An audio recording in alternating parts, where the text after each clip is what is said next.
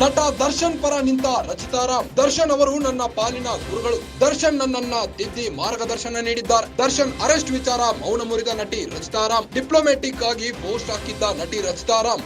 ರೇಣುಕಾಸ್ವಾಮಿ ಆತ್ಮಕ್ಕೆ ಶಾಂತಿ ಸಿಗಲಿ ಅಂದ್ರು ನಟಿ ರಚಿತಾ. ಕಾನೂನಾತ್ಮಕವಾಗಿ ಈ ಪ್ರಕರಣಕ್ಕೆ ನ್ಯಾಯ ಸಿಗಲಿ ಎಂದ ನಟಿ.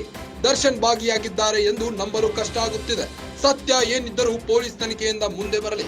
ದರ್ಶನ್ ಜೊತೆಗೆ ಸಾಕಷ್ಟು ಸಿನಿಮಾಗಳಲ್ಲಿ ನಟಿಸಿದ ರಚಿತಾ ರಾಮ್ ಅವರು ನಟ ದರ್ಶನ್ ಪರ ನಿಂತಿದ್ದಾರೆ. ದರ್ಶನ್ ಅವರು ನನ್ನ ಪಾಲಿನ ಗುರುಗಳು. ದರ್ಶನ್ ನನ್ನನ್ನ ತಿದ್ದಿ ಮಾರ್ಗದರ್ಶನ ನೀಡಿದ್ದಾರೆ.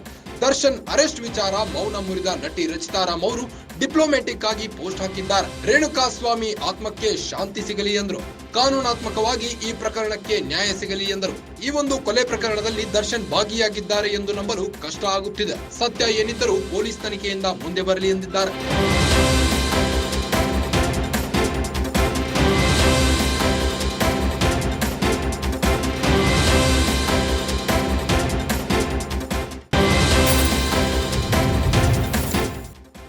ನಟಿ ರಚಿತಾ ರಾಮ್ ಪೋಸ್ಟ್ ಒಂದನ್ನ ಸಾಮಾಜಿಕ ಜಾಲತಾಣದಲ್ಲಿ ಹಂಚಿಕೊಂಡಿದ್ದಾರೆ. ಪೋಸ್ಟ್ ನಲ್ಲಿ ಏನಿದೆ? ನಮಸ್ಕಾರ, ಈ ನೋಟ್ನ ನಾನು ನಟಿಯಾಗಿ ಅಲ್ಲ, ಸಾಮಾನ್ಯ ಪ್ರಜೆಯಾಗಿ ಬರೆಯುತ್ತಿದ್ದೇನೆ.